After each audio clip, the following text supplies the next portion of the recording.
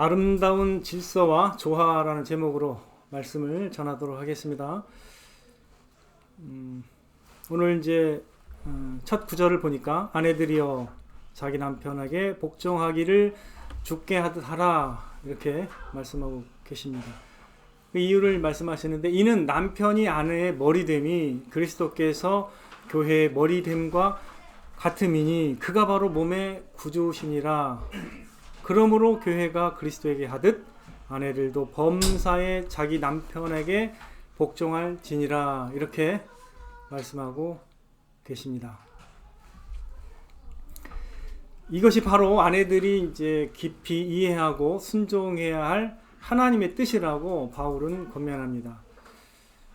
그러나 이제 이 말씀을 이제 많은 교인들이 이제 들어서는 알고 있지만 이 말씀을 중요하게 생각하지 않는 분들이 실제로 많다라는 것을 저는 항상 느껴왔습니다. 어떤 분들은 이제 오늘날 아내들이 어떻게 그렇게 할 수 있느냐고 반문하고 싶은 마음이 들지도 모르겠습니다. 또는 남편에게 복종한다는 것, 남편을 주께 하듯 하라라는 이러한 말씀은 바울이 살던 시대에 그 문화적 상황을 반영하는 게 아니냐. 지금은 이 말씀은 시대에 뒤떨어진 시대착오적인 말씀이 아니냐. 그래서 이런 건 꼭 순종할 필요가 없지 않는가라는 의문을 제기하는 그런 성경 해석자들도 사실 나타납니다. 이런 도전이 없는 건 아니에요. 왜? 항상 시대를 더 중시하기 때문에 그 시대에 맞추는 그 관점을 가진 사람은 이게 너무 그 고리타분한 말하자면 그 말씀으로 들리는 거예요. 너무 막 충격이잖아요. 죽게 하듯 하라. 어떻습니까, 여러분들? 죽게 하듯 하라는 게 아니라 막 동네 개처럼 막 대하는 분들도 있어요. 남편을 막 굉장히 무시하는 사람도 많고. 자, 여러분들은 어떠세요? 진짜 이 말씀이 좀 억압적이라고 또 획일적이라고 또 부당하다고 또는 시대착오적인 말씀이라고 그렇게 느껴지십니까? 과거 인간의 역사 가운데 대부분의 그 문화권에서 남성 중심적 사회가 형성되어 온 게 사실이기 때문에 여성들이 남성만큼 존중받지 못하고 사회적 진출에 있어서 차별을 당하게 된 것은 사실이에요. 이게 잘못된 게 많다라는 거죠, 역사 가운데. 그래서 여성들이요, 불평등한 여성의 지위와 역할 신장을 위해서 19세기에 미국과 영국에서 그런 운동이 일어났는데 그걸 우리가 이제 페미니즘이라고 불러요. 역사상 19세기에 미국과 영국에서 일어난 운동이에요. 그래서 참정권 운동이 일어나고 동등한 어떤 지위가 있지 않냐라고 하면서 이제 여성의 어떤 역할과 지위에 대한 신장 운동이 일어났었는데 그 운동이 일면 긍정적인 게 사실입니다. 그래서 오늘날 우리 사회가 예전과는 다르게 여성들에 대한 그 인식이 좀 좋아졌고 또 좋은 방향으로 성장했다라고 말할 수 있어요. 그거 자체를 부인하면 안 됩니다. 그런 역사가 있었어요. 그러니까 너무 그냥 그 여성을 존중하는 면에서는 부족했던 거예요. 그런 면에서 남성만 이제 중시되어 오는 그 역사들이 많이 있었기 때문에.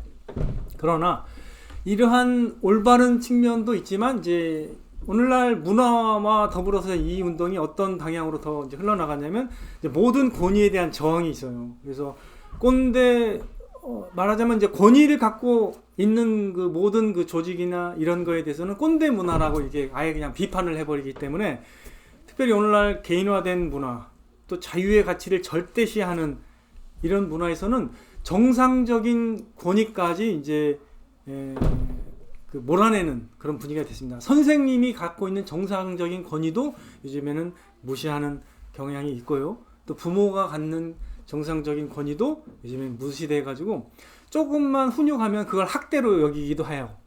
그래서 부모를 신고하는 사람도 많이 있습니다. 요즘에는.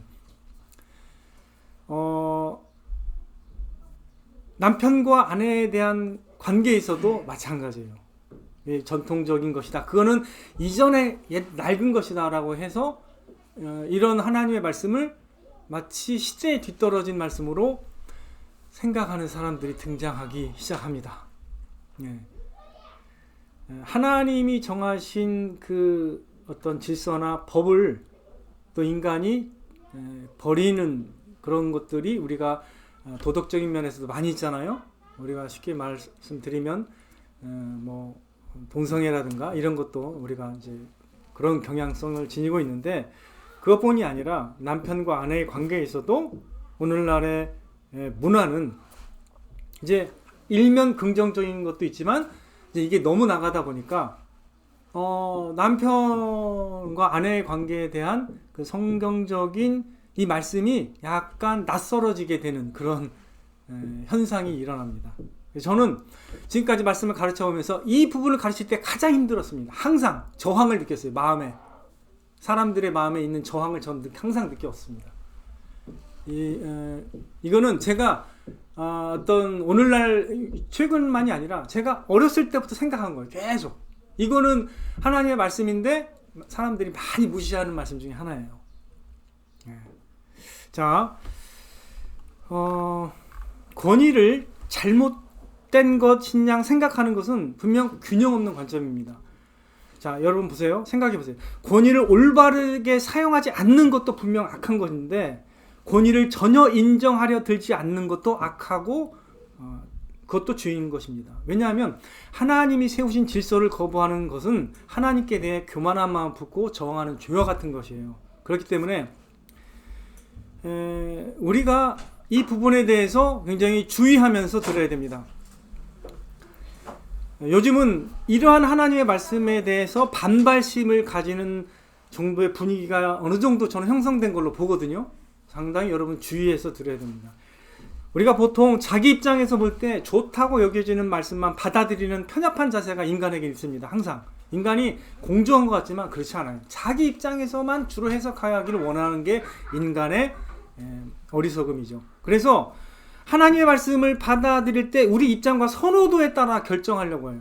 그래서 우리가 받아들일지 말지를 결정해요. 우리가 최종 결정권자가 됩니다. 말씀에 대해서. 그럼 우리는 말씀에 대한 말씀을 재단하는 사람이 되는 거지 말씀을 수용하는 사람이 아니에요. 그렇게 되면 안 됩니다. 자, 여러분들 한 예를 제가 성경의 이야기를 들려드릴 테니까 한번 생각해 보세요. 아브라함의 아내 사라가 아이를 낳지 못했기 때문에 이제 사라가 이제 권면해서 아브라함에게 이집트 여인 하갈을 첩으로 줍니다. 근데 이 하갈이 임신을 하니까 어떻게 됐어요? 마음이 원래 종이었는데 마음이 높아져가지고 어떻게 해요? 여주인인 사라를 멸시했습니다. 이렇게 줬더니 이 마음이 높아져가지고 오히려 거꾸로 막 무시하는 거예요. 사라의 그 좋은 의도를 무시하고 그렇게 멸시했기 때문에 어떻게 했어요? 그래서 그 상황을 말합니다. 아브라함한테. 말하니까 어떻게 했냐면 아브라함이 그걸 알고 괴로움을 알고 그럼 당신 뜻대로 해라. 당신 뜻대로 해라. 이렇게 얘기하니까 사라가 그 말 듣고서 어떻게 했냐면 학대를 해버립니다. 열받아가지고 본인도. 학대가 좋은 건 아니에요. 그러나 학대를 해요. 거기서.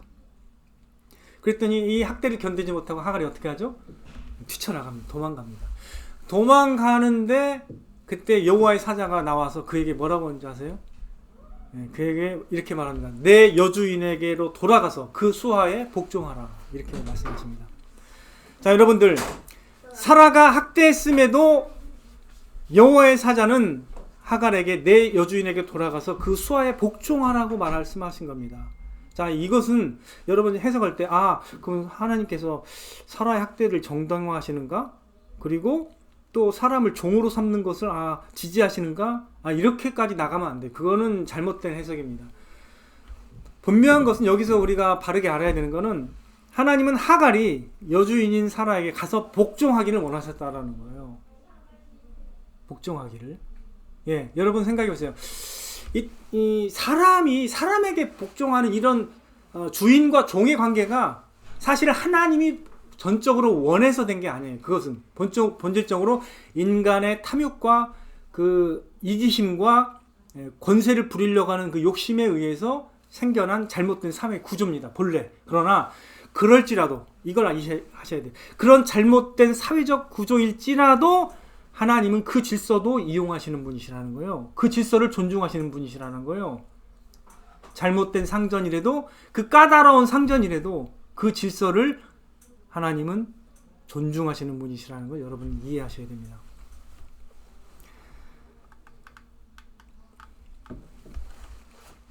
하나님께서는 인간의 그 욕심으로 말미암아서 생겼던 잘못된 사회 구조를 할지라도 그 질서 가운데 사람이 순종하기를 원하신다는 거예요.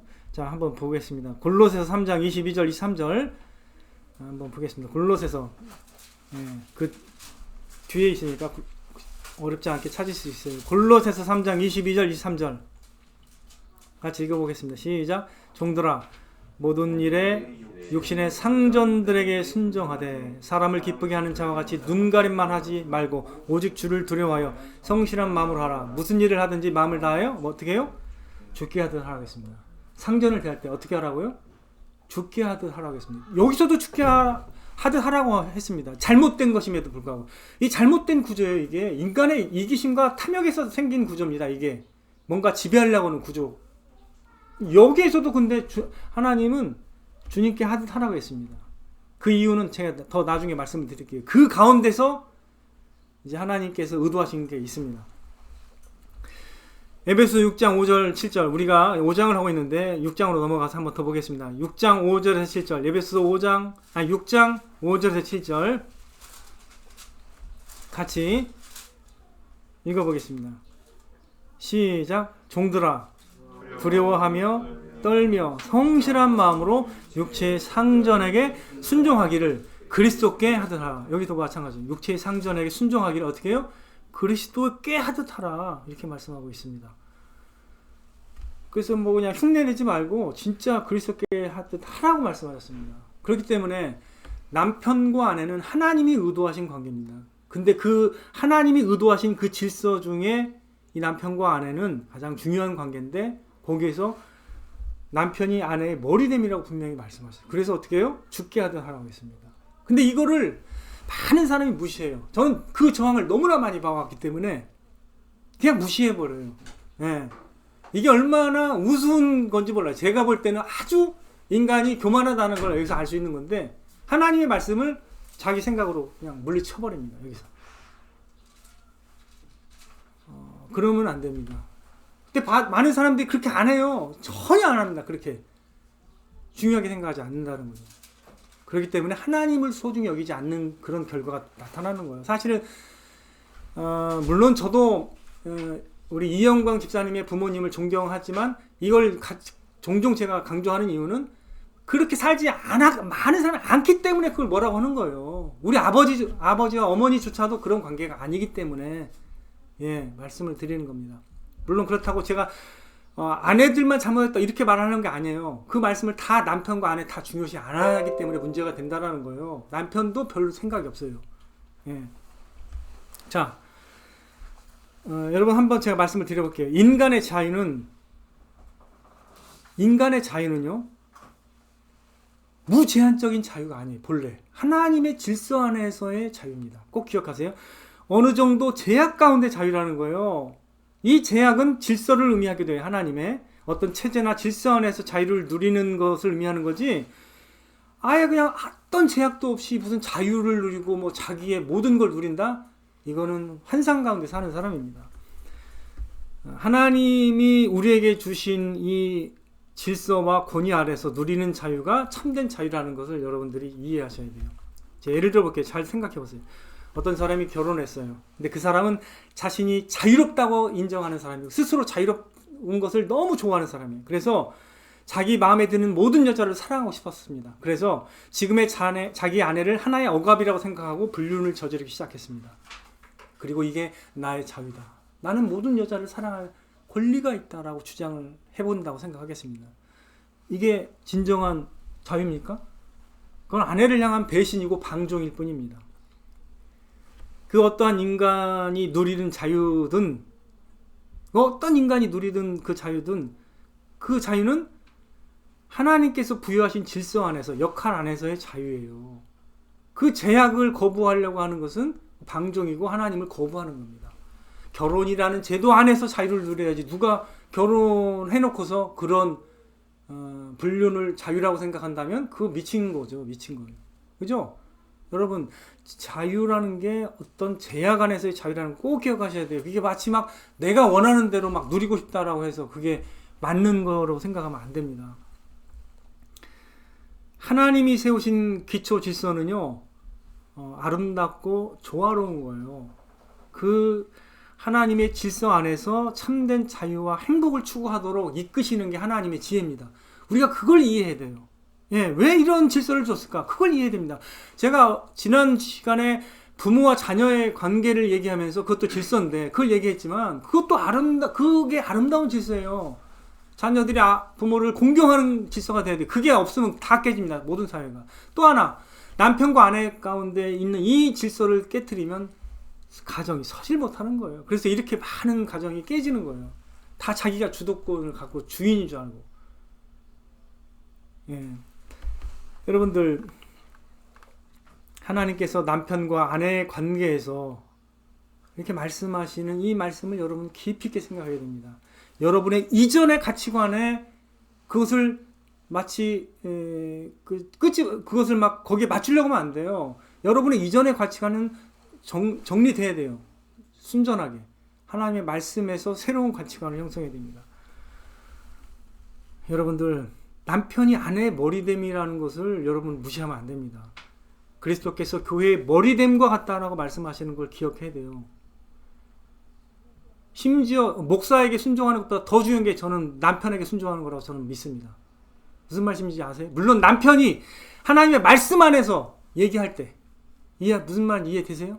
예, 그 정도로 중요한 거예요. 이게 가장 중요한 기초입니다. 근데 많은 사람이 이거를 무시해. 저는 그걸 너무나 많이 느껴왔기 때문에 제가 이렇게 강조하는 거거든요. 예, 여러분들 잘 생각하세요. 예. 그러므로 교회가 그리스도에게 하듯 아내들도 범사에 자기 남편에게 복종하라고까지 말씀하십니다. 범사에. 우리가 여기서 빠져나갈 생각을 하거나 이게 참 억압적이다 생각하면 안 돼요. 그게 하나님의 뜻입니다. 하나님의 질서예요. 자, 베드로전서 3장 5절 말씀 찾아보겠습니다. 한번 우리가 사도 바울만 이렇게 말했나 이런 생각을 착각할 수 있어요. 근데 그게 아닙니다. 베드로전서 3장 5절. 베드로전서 3장 5절 같이 읽겠습니다. 자, 같이 읽겠습니다. 베드로전서 3장 5절입니다. 시작. 전에 하나님께 소망을 두었던 거룩한 부녀들도 이와 같이 자기 남편에게 순종함으로 자기를 단장하였나니, 이렇게 표현합니다. 남편에게 순종함으로 자기를 단장하는 걸 가장 중요시 여겼다는 거. 그게 거룩의 진정한 표징이에요. 예. 오늘날 유행하는 여러 그 사상들로 인해서 그리스도인들이 이러한 성경적 지침을 따르지 못하도록 방해되고 있음을 저는 많이 봐요. 여러 사상에 의해서, 영향에 의해서. 근데 이런 걸 여러분 자세히 주의해서 분별해야 됩니다. 우리 문화가 다루는, 남편과 아내에 대해 다루는 내용은 그냥 서로, 물론 하나님을 제끼고 본 거거든요. 하나님을 제끼고 다 그냥 동등하다, 이 관점만 본 거예요. 평등하고 동등하다, 이것만 본 건데, 일면 맞는 것도 있어요. 그 전면 제가 무시하는 게 아닙니다. 그러나 이거는, 우리 문화는 그러나 항상 하나님을 제끼고 인본주의적 가치관에서 이걸 분석하고 해석하고 권면하는 지침을 주기 때문에 여러분들이 그걸 통째로 받아들이면 안 돼요. 결코 조심해야 됩니다. 항상 하나님의 뜻과는 거리가 멀어요.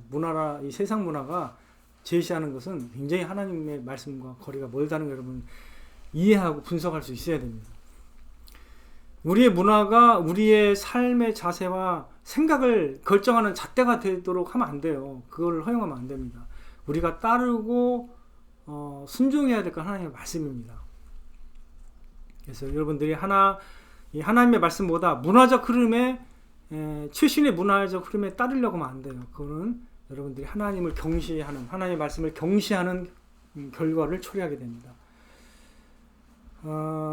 여러분 또 이렇게 반문하고 싶을 수도 있습니다. 남편이 완전하다면 나도 그렇게 순종하고 싶다.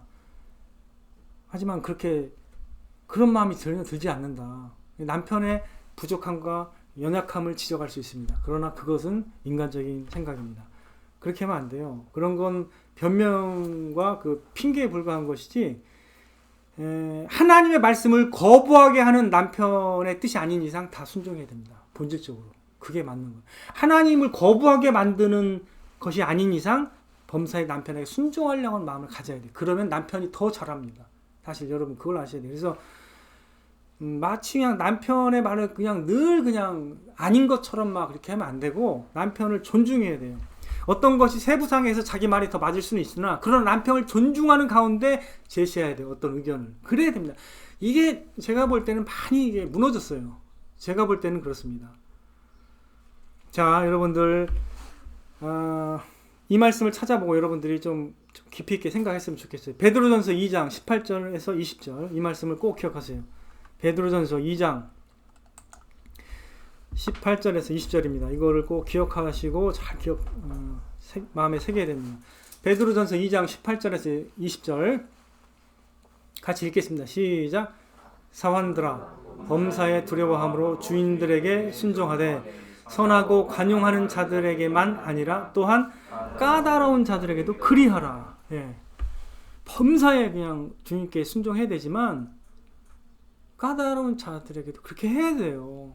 저 사람이 잘못됐으니까 나는 순종 안 하겠다. 이게 변명이 안 됩니다. 그게 아니고 특별히 이러한 주인도 우리를 이렇게 함부로 대할 때 그래도 순종하라고 하지만 남편이 그렇게 하겠습니까? 물론 정상적인 남편일 때는 그렇게 안 하죠. 그래서 남편은 여러분이 더 존중해야 될 대상이라는 걸 꼭 기억하시기 바랍니다. 그 다음에 이제 남편들에게 하는 말씀이죠. 남편들아 아내 사랑하기를 그리스도께서 교회를 사랑하시고 그 교회를 위하여 자신을 주신 같이 하라. 여러분들 오늘날 많은 사람들이 또 자기를 이기심이 많아요. 남편들이. 그래서 자기를 위해서 그렇게 아내를 부려먹으려고 해요. 그건 아주 철저하게 잘못된 거예요. 권위를 잘못 사용하는 건데 그거는 이제 예수님을 믿는 성도라면 그렇지는 않겠죠. 당연히. 그럼에도 불구하고 우리가 좀 얘기를 한다면 진짜 예수님처럼 예수님이 교회를 사랑하시는 것처럼 자신의 아내를 사랑해야 됩니다. 사실 이것만 제대로 이해하고 있다면 사실은 문제가 안 일어나죠. 근데 이렇게 하지 않으니까 문제가 발생하는 것입니다. 그리스도인 남편들은 분명 불완전합니다. 그리고 자신에게 주어진 권위를 잘못 사용할 수도 있을 것입니다. 이기적인 마음을 가지고 자신의 역할과 권위를 사용한다면 그건 분명 잘못된 것입니다. 그래서 그런 것에서 돌이켜야 돼요. 우리 남편들이 잘못된 이기심을 가지고 자신의 권위를 사용하거나 하는 잘못된 것입니다. 남편들이 주님이 어떻게 하셨는지를 생각하고 꼭 기억해야 돼요. 주님의 어떠하심을. 남편들은 아내를 자신과 같이 아끼고 사랑해야 합니다. 이걸 꼭 기억하셔야 됩니다. 정리하면 남편과 아내의 관계에 있어서 모든 문제를 푸는 열쇠는 주님께 있어요. 남편과 아내가 주님을 바라보고 주님을 본받으려고 한다면 사실은 그 남편과 아내의 사이에 있는 모든 문제가 해결될 수 있어요. 해결. 주님을 바라보고 주님을 본받으려고 한다면 해결됩니다. 자, 한번 제가 예를 들게요. 남편이면 주님처럼 살아가지 않았기 때문에 문제가 발생하는 거예요. 그러면 아내 입장에서는 어떻게 돼요? 주님께 하지 않았기 때문에 문제가 생기는 거예요. 자, 포인트는 주님께서 하시는 것처럼 하지 않았기 때문에 아내가 반발심이 생기는 거예요.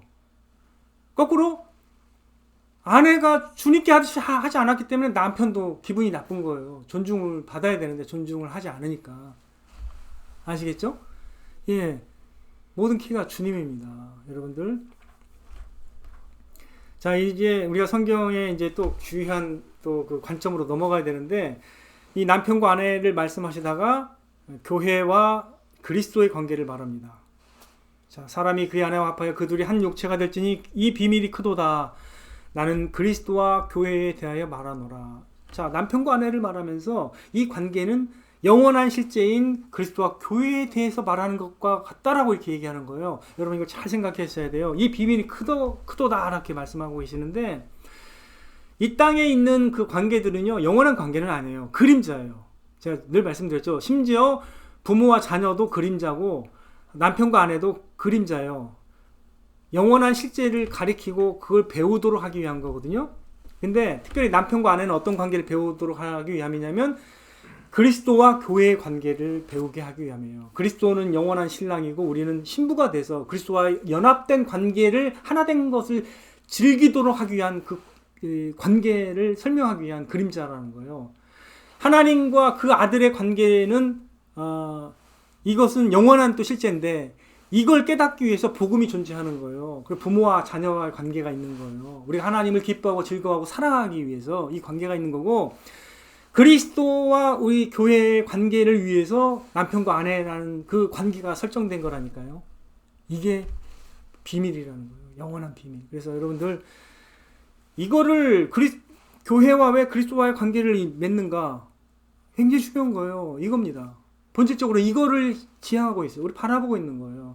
남편과 아내는. 그래서 이게 하나님의 그 어떤 계획 가운데 하나님께서 우리에게 계시하신 관계라는 걸 이해해야 돼요.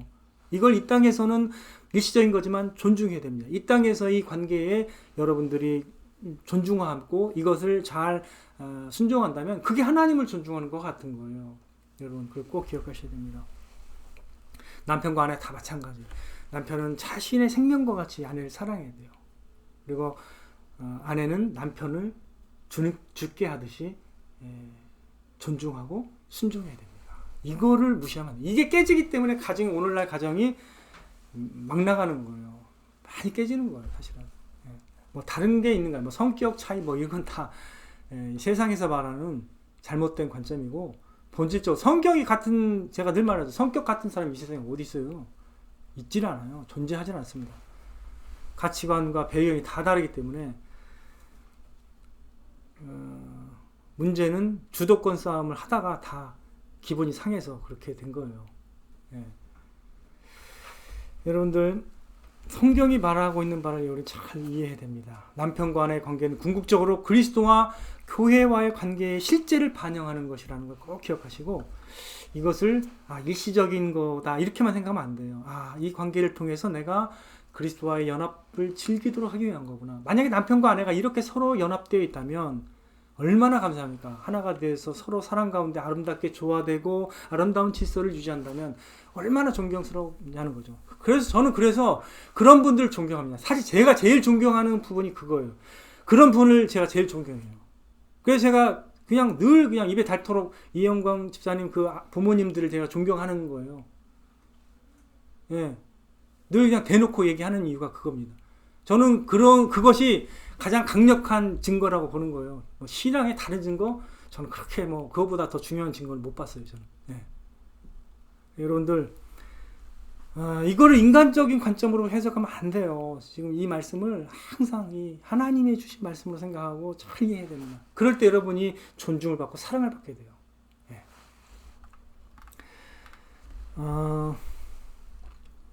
여러분, 아내는 남편을 존중하며 남편에게 범사에 순종해야 되고 남편은 아내를 자기와 같이 사랑해야 돼요. 자기를 사랑하는 것처럼 사랑해야 됩니다.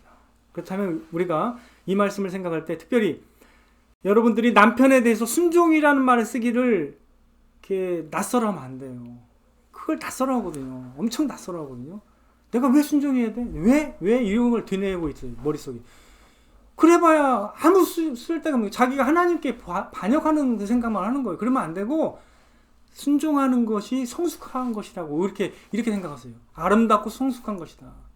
왜 그걸 그렇게 전환을 못하는지 모르겠어요. 저는 순종하는 게 아름다운 거라는 걸 여러분 이해하셔야 돼요. 저는 그런 여인을 가장 존중합니다. 제가 늘 옛날부터 저는 결혼 전부터 분명히 대놓고 얘기했어요. 그런 게 성경의 뜻이다. 그래가지고 그런 여인을 주세요. 이렇게 얘기했어요. 물론 감사하게 또 하나님께서 응답하셔서 주셨지만 그래서 여러분들이 특별히 아내분들이 남편이 여러분의 머리임을 잊으면 안 돼요. 예. 물론 남편은 그것을 계속 거들먹거리면서 얘기하면 안 되겠지만 절대 여러분들 아내들은 남편을 존중해야 됩니다. 그럴 때 여러분들이 더 존귀하게 된다는 걸 꼭 기억하십시오. 하나님의 원리는 그거예요. 하나님이 주신 질서를 여러분들이 만약에 경시한다면 여러분 하나님을 거부하는 사람이 될 것입니다. 조심해야 됩니다.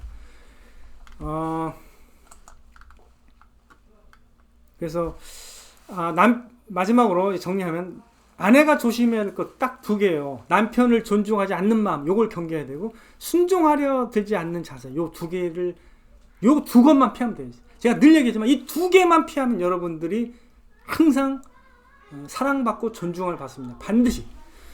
남편은 다른 거 안 봐요. 그거 자체가 없을 때 열받는 거예요. 무슨 말인지 이해되죠? 그걸 꼭 기억하십시오. 기쁘게 이 말씀을 기억해야 돼요. 남편을 존중하지 않는 마음을 허용해서는 안 됩니다. 절대 어느 순간에 남편이 좀 다른 세상 사람보다 못하다고 느껴지는 순간에도 그러면 안 돼요. 그걸 나타내면 안 됩니다. 그냥 남편을 사랑하고 존중하십시오. 그러면 여러분들이 더 존귀하게 된다는 걸 꼭 기억하세요. 그리고 아내들이 이제 조금 이 두 가지를 제가 이걸 조심하라 했죠. 근데 다른 말로 하면 이거예요. 자신이 주도하고 자신이 리더가 되려고 하지 말아야 돼요. 아내가 조심하고. 알겠어요? 그거 조심해야 돼요. 여하튼 항상 중요한 건 뭐예요? 겸손하게 순종하려는 자세를 취해야 됩니다. 이게 여러분의 가장 아름다운 자세입니다. 이거를 여러분들이 억압으로 생각하면 안 돼요. 그게 전혀 억압. 그게 가장 아름다운 거예요. 그 다음에 남편이 조심할 것. 자신이 항상 옳다라는 생각을 결코 하면 안 돼요. 요게 때문에 또 아내들이 힘들거든요. 자기가 다 옳대. 그러나 그건 아니에요. 존중해줄 뿐이지 다 옳아서 존중하는 게 아니에요. 옳지 않아도 그냥 존중하는 거지. 근데 그걸 계속 자기가 옳은 줄 알아. 교만함에 계속 치닫는 거예요. 그러니까 아내들이 마음이 떨어지는 거예요. 항상 옳은 게 아니라니까요. 자, 여러분 기억하십시오. 남편이 중시하는 것과 아내가 중시하는 게 좀 포인트가 달라요. 이 대목에서 여러분 적용사항이 있습니다. 자, 남편이 중시하는 것과 아내가 중시하는 것 다 이해해야 됩니다. 다 이해하고 서로 인정하라는 거예요. 제가 말하는 서로 인정하면 되는데 아내들도 그러고 남편들도 그러고 자기가 말하는 포인트가 아니면 다 인정을 안 해. 그러면 참 힘든 거예요. 또 아내도 마찬가지. 자기가 소중히 여기는 그것만 주장해. 그러니까 이게 해결이 안 되는 거예요. 서로 중요시하는 것을 서로 인정하고 이해하라는 거죠. 제가 말하는 거기에서 인정하면 돼요.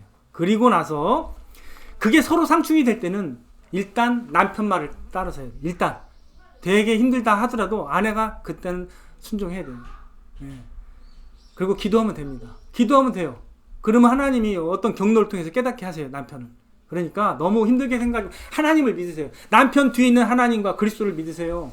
남편을 믿으라는 말이 아니라 하나님의 때가 되면 남편이 꼬꾸라집니다. 그래서 여러분들 남편이 조심할 건 자신이 항상 옳다라는 생각 조심하고 무시입니다. 무시를 조심해요. 자기도 모르게 아내를 포인트가 다른 것뿐인데 아내를 무시하게 돼요. 그러면 아내는 무시로 다시 돌려놓습니다. 무시가 무시를 낳는 거예요. 그러니까 어떻게 되겠어요? 갈등의 골이 깊어져 가는 거죠. 그 다음에 마지막에 남편에게 요구하신 거는 용서와 용납이고 아내는 항상 겸손한 마음에 이걸 잊지 않게 되면 적어도 은혜로운 가정으로 계속 살아갈 수 있습니다. 여러분 꼭 기억하세요. 뭐라고요? 남편은 용서와 용납을 항상 준비하고 있어야 되고 아내는 겸손한 마음이에요. 자, 하나님은 이 말씀을 주신 이유가 우리가 이 질서 안에서 아름답게 살아가고 조화롭게 살아가고 또 풍성한 행복을 누리도록 하시기 위해서 이렇게 우리에게 이러한 말씀을 주신 겁니다. 그 주신 의도를 이해하면 돼요. 하나님이 이러한 질서를 주신 의도는 그 안에서 더 많은 풍성함과 행복을 누리도록 하시기 위함입니다. 이 질서가 와해되면요, 이건 마치 껍데기 같은데 이 껍데기가 없으면 내용물도 보존이 안 돼요. 그래서 하나님이 정하신 질서라는 걸 이해하시면 그 질서가 결국 우리의 더 많은 풍성함과 행복을 추구하도록 돕는 것이구나, 이걸 이해하실 수 있습니다. 그래서 여러분들 그렇게 아름답고 풍성한 관계를 누리시는 저와 여러분 되시기를 주님의 이름으로 축원드립니다.